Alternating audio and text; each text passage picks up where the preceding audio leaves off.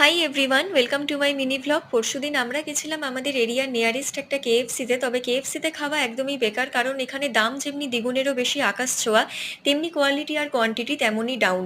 আর এখন তো আরও বাজে কোয়ালিটি করে দিয়েছে, আর খাবারের পরিমাণ তেমনই কম, দাম তেমনি আকাশ ছোঁয়া করে দিয়েছে।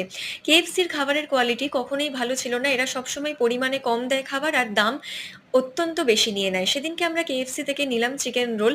আমাদের কেএফসি থেকে একদমই খাওয়া হয় না বললেই চলে, খেলেও খুবই রেয়ার। ভেতরে চিকেনের স্টাফিংটাও খুবই বাজে ছিল। একটা মিডিয়াম সাইজের চিকেন, কপিস মতো অনিয়ন্স ছিল, আর একটা টক জাতীয় সস ছিল। পরোটাটা ছিল আটার আর খুবই পাতলা।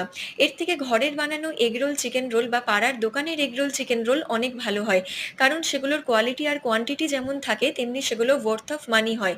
আর এই ওয়ার্থ অফ মানি এই কথাটা কেএফসির ক্ষেত্রে একদমই প্রযোজ্য না।